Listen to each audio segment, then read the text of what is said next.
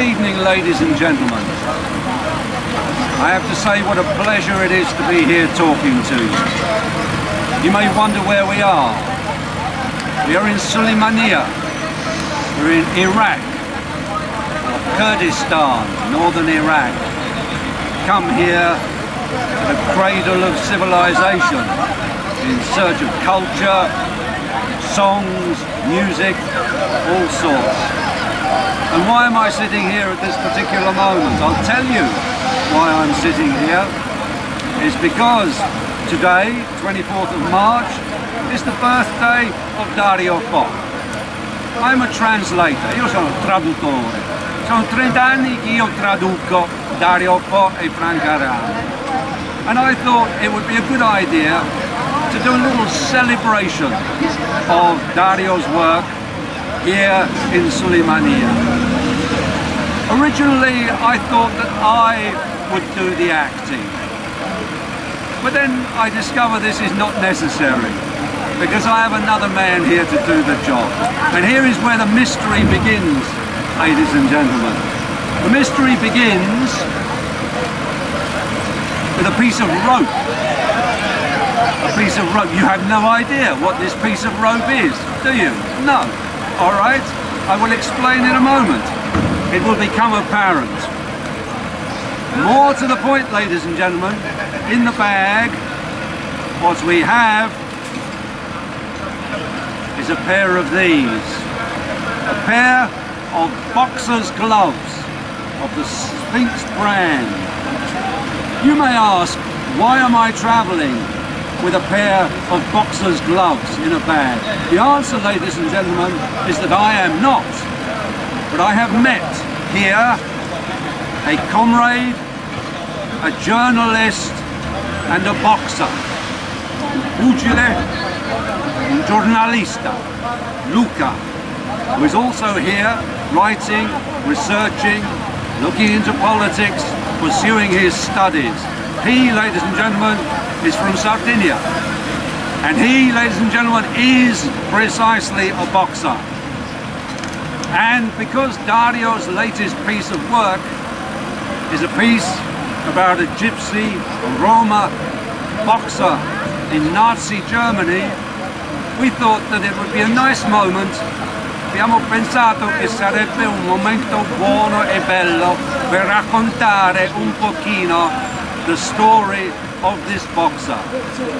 So having said that, I am now going to hand over to Luca to tell you the story of the boxer in question.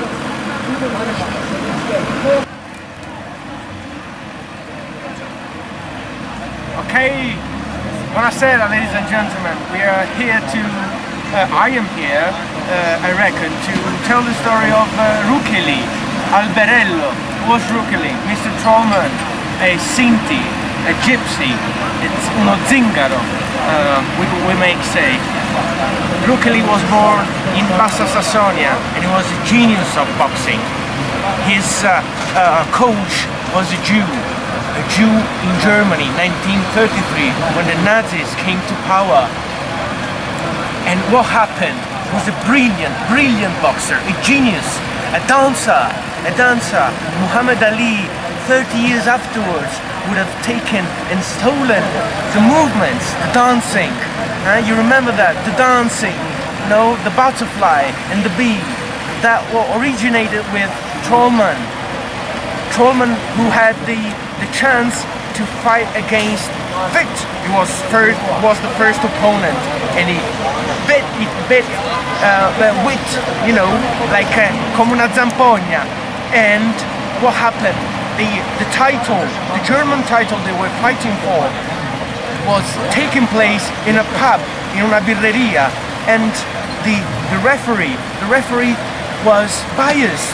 Why? Because the German Nazis had set the old scene for, you know, the blonde guy to win. But as soon as the referees, you know, told to the public that the match ended up in a draw, the whole pub population, you know, it came up protesting, fighting, with a huge rumble in the pub. and they were forced to declare, you know, how a Trollman, Ruchelli, l'Alberello, winner, champion of Germany, uno zingaro campione in Germania del 1933. So the Nazis took their revenge. Who was the next opponent? Heder, big guy, you know, a giant, and the fight and the mission, Troll's mission, was already difficult, but the Nazis forced Ruchelli to avoid his dance, and it was compelled to stay at the center of the ring. And as a reaction, as a protest, what did Ruchelli do? He just, you know, turned his hair blonde and spread, you know, la farina onto his body in order to make fun, to make ridiculous these rules about Aryanism and racism. So they fought, and of course after 5 rounds he went down. You know, he lost, of course. But it wasn't enough. It wasn't enough because the Nazis destroyed his life. He was sterilized, and after that he was sent to Russia.